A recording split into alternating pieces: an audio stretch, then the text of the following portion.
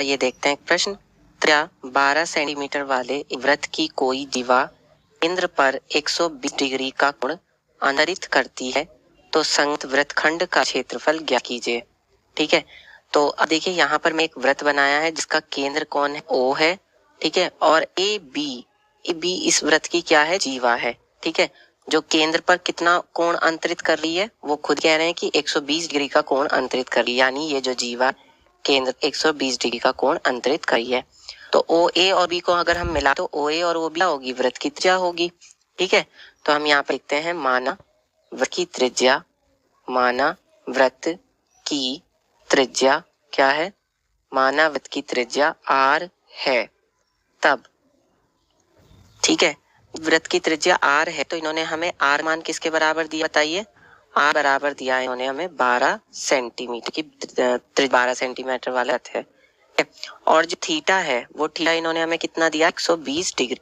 ठीक है, तो इन्होंने कहा है कि संगत वृत्तखंड का क्षेत्रफल ज्ञात कीजिए। संगत वृत्तखंड का मतलब ये है कि इस जीवा के द्वारा जो खंड बन रहा है उसका हमें क्षेत्र ज्ञात करना है। अब इस जीवा के द्वारा खंड बन रहा है ये जो आपके यहाँ छायांकित करके दिखाऊं, तो इस वृत्तखंड का मुझे ये क्षेत्रफल ज्ञात करना है।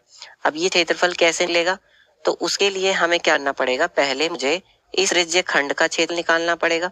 जो ये त्रिज्याओं से मिलकर बना खंड है जिसको हम क्या कहते हैं, त्रिज्य खंड। ये जो मैं लाल रंग से दिखा रहा हूँ, इस त्रिज्य खंड का मुझे क्षेत्रफल निकालना पड़ेगा। और उस क्षेत्रफल को निकालने के बाद उसमें से मैं क्या दूंगा कि ये जो त्रिभुज है अंदर बना, इस त्रिभुज का ये वाला क्षेत्रफल मैं घटा दूंगा लाल वाला, तो मुझे ये हरा वाला यानी इस वृत्त का क्षेत्रफल मुझे मिल जाएगा। ठीक, तो यहाँ पर हम लिखते हैं, सबसे पहले हमें क्या लिख पड़ेगा, खंड का क्षेत्रफल। ठीक है, वृत्तखंड का क्षेत्रफल, वृत्तखंड का क्षेत्रफल किसके बराबर होगा, त्रिज्य खंड का क्षेत्रफल। ठीक, त्रिज्य खंड का क्षेत्रफल, और इसमें से हम क्या गा देंगे, जो ये त्रिभुज बन रहा है यानी त्रिभुज ओ ए बी का क्षेत्रफल। ठीक है, त्रिभुज ओ ए बी का क्षेत्रफल। और त्रिज्य खंड के क्षेत्रफल का क्या सूत्र होता है, पाई आर स्क्वायर थीटा बटे में 360 डिग्री। ठीक है, ये त्रिज्य खंड के क्षेत्रफल का सूत्र होता है। अब यहाँ पर ये जो त्रिभुज है ओ ए बी, ये कौन सा त्रिभुज है, पहले तो हमें ये देखना पड़ेगा, तो तभी तो हम उसका क्षेत्रफल बता पाएंगे। तो ये जो त्रिभुज है यहाँ पर, ये त्रिभुज कौन सा है, क्योंकि इसका वाला कोण 120 डिग्री है, और ये भी आपकी ओ ए जो है वो भी भुजा है जो कि त्रिज्या है, और ओ बी इसकी भुजा है जो कि वो भी त्रिज्या है। तो जब इस त्रिभुज में दो भुजाएं बराबर हैं, इसके जो ये दोनों कोण होंगे ये वाले, ये भी आपस में बराबर होंगे। और ये जब ये दोनों बराबर होंगे, ठीक है, तो हम यहाँ इसका क्षेत्रफल कैसे निकाल सकते हैं। अब देखिए, इस जब भी कोण थीटा मतलब जो है 90 के अलावा 90 डिग्री और 60 डिग्री के अलावा कोई और कोण होता है, तब वहां हम त्रिभुज का क्षेत्रफल कैसे निकालते हैं। इस चित्र में जो इसके लिए डायरेक्ट सूत्र होता है आर स्क्वायर साइन थीटा बटे 2 गुणा में कॉस थीटा बटे 2, ये डायरेक्ट सूत्र होता है। ठीक है, तो यहाँ पर हम ये जब सूत्र लगाएंगे तो ये क्या हो जाएगा, आर स्क्वायर साइन थीटा बटे 2 गुणा में कॉस थीटा बटे 2, ये आपको याद करना पड़ेगा। अब इसके बाद हम यहाँ पर अगर मान रखें तो कितना हो जाएगा, पाई आर यार दोनों में से कॉमन आएगा तो हम कॉमन ले लेते हैं, तो पाई गुणा में थीटा की जगह पे क्या है 120 डिग्री, तो ये 120 डिग्री और बटे में 360 डिग्री माइनस आर स्क्वायर हमारी त्रिज्या, तो वो मैंने बाहर कॉमन ले लिया, तो ये कितना हो जाएगा साइन थीटा बटे 2 यानी कि 120 बटे में 2 डिग्री गुणा में कॉस कितना आएगा 120 डिग्री बटे में 2।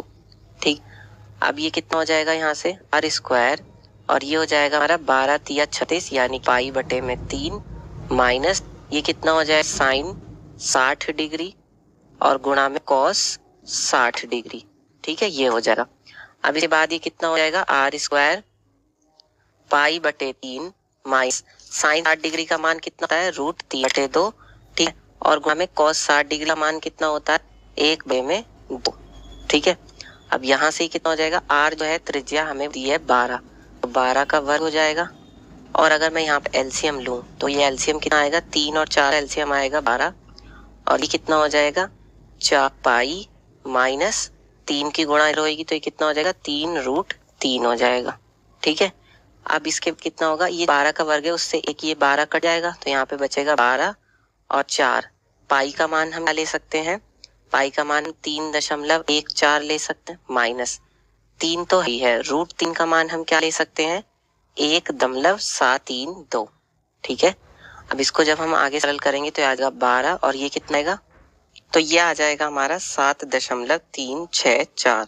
और जब हम इसकी गुणा करेंगे 12 में तो ये कितना आ जाएगा, फिर आप बताइए, ये आ जाएगा हमारा यहाँ से 88.368 और इसका मात्रक क्या होगा, सेंटीमीटर स्क्वायर। तो ये हमारा उत्तर हो जाएगा, इस तरह से हल करके बता देंगे।